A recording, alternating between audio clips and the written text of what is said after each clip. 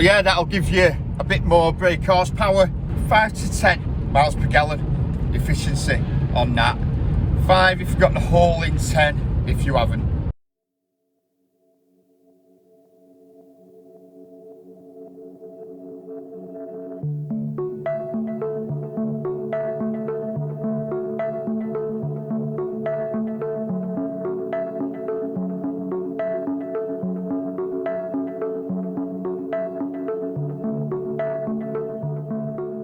So we're looking at a Peugeot 2.0 TDI. We're looking to save on carbon build-up, better MPGs and knowing where the EGR is. Now it's not on the back, it's on the front, and you've got to take the throttle body off from the front with 3 screws, disconnect all plugs you can see. Then you've got 1, 2, 3 screws there. Then that'll come off. There it is. That is where our plate is going to fit in. Now if you look at that, look at the size of it anyway.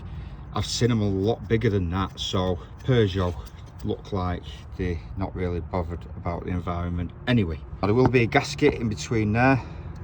This will just slide in, and yeah, more fuel economy.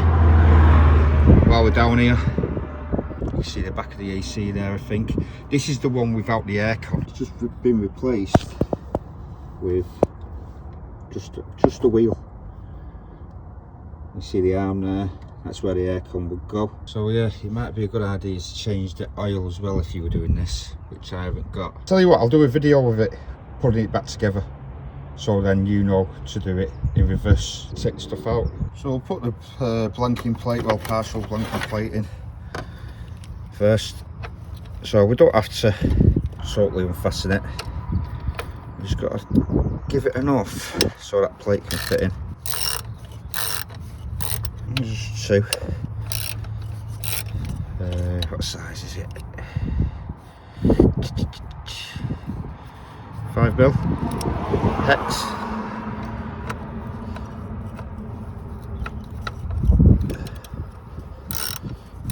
And all this does is the EGR is recycles emissions, so you'll get a real burn of the fuel, and then the emissions off that will get recirculated.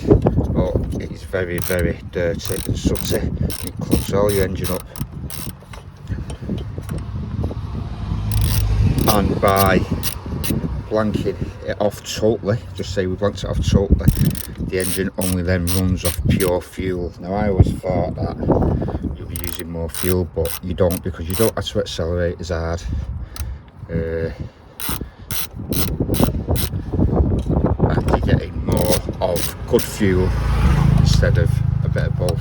So there's actually a gasket there, which you can feel.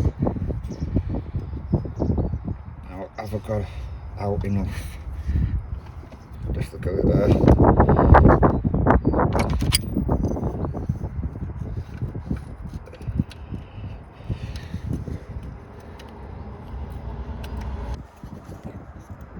I think we've got it. Took some gentle persuasion, but it does seem to have got in there. Snip it up and I'll will knock that in a little bit actually, so it's flush.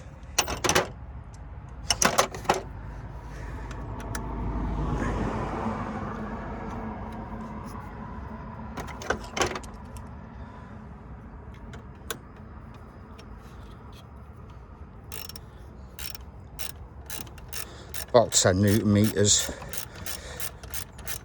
It wasn't uptight, it wasn't really tight, so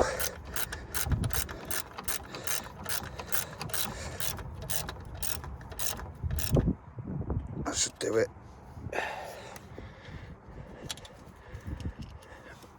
Too tight, end up stripping it. That'll be plenty.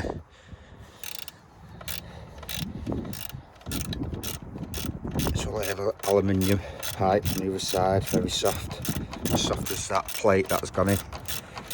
So you don't want to go too tight at all. maybe even 6-7 Newton meters will do it. You can get the proper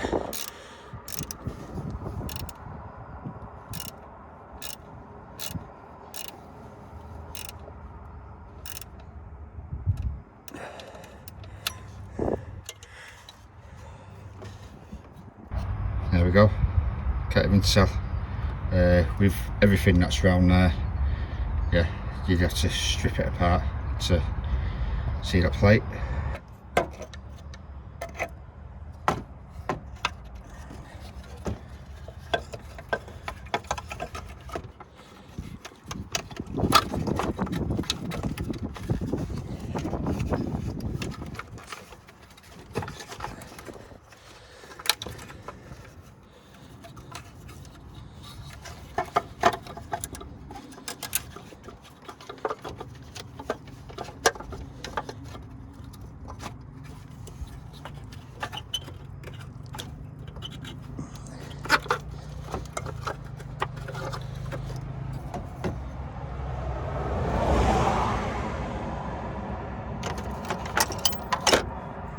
This plate just went on tight, not mad.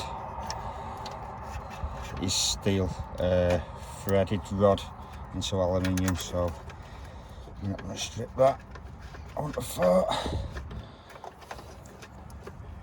I'll just do them around 10. It's just a cover, a casing, really, what things get mounted onto.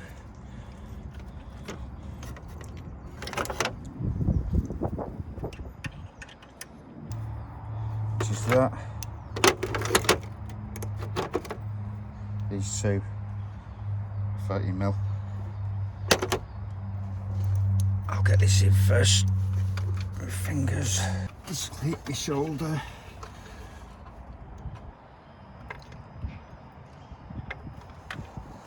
So I will tighten that bottom one up now.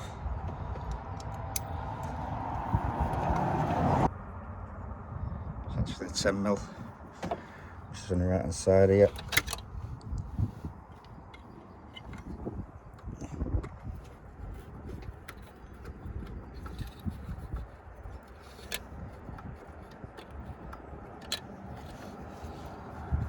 Just there.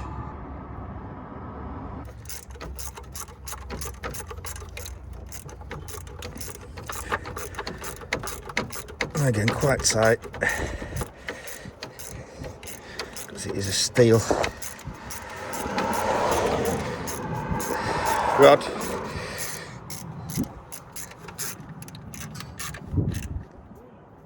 That'll do. So now we'll get the throttle body in. It comes from the intercooler pipe.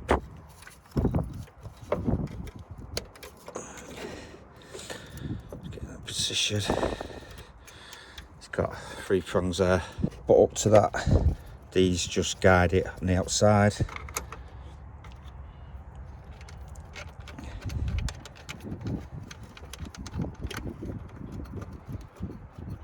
There's one.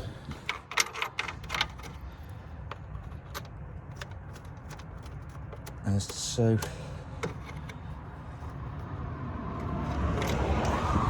There's 3.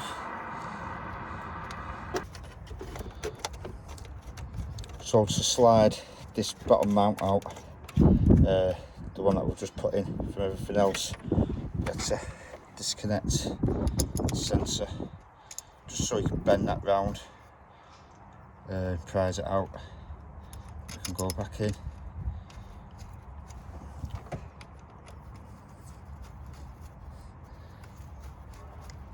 That's just a sensor, that doesn't have to be too tight.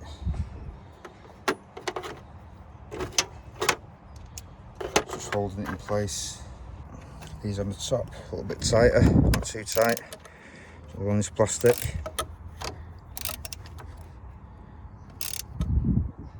Just do it.